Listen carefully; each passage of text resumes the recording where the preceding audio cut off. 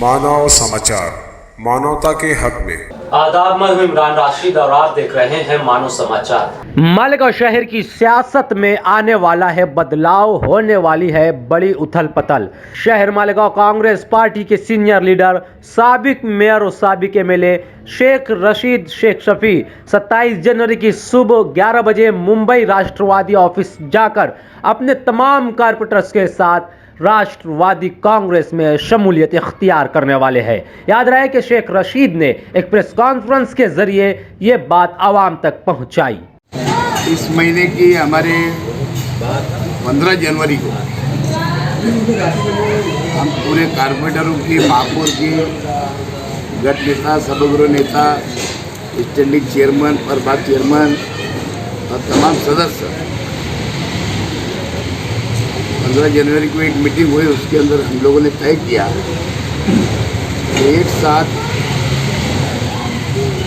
पूरे मालेगांव कारपोरेशन के सभी महापौर समेत चेयरमैन, सभागृह नेता, तमाम हमारे 2 प्रभाग चेयरमैन और सभी कांग्रेस के कारपोरेटर,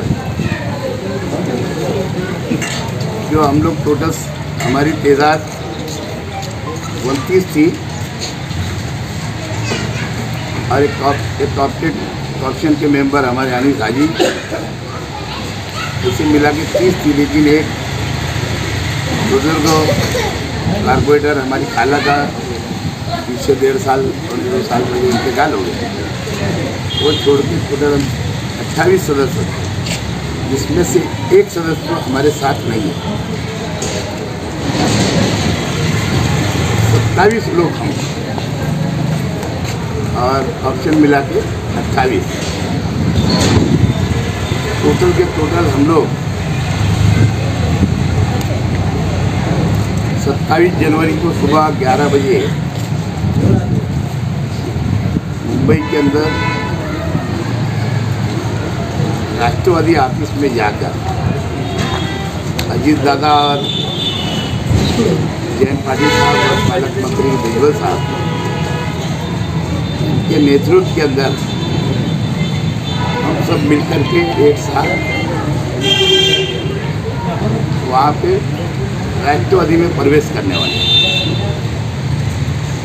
हम लोगों ने हमारे कांग्रेस पार्टी का बहुत इंतज़ार किया, लीडरान का इंतज़ार किया,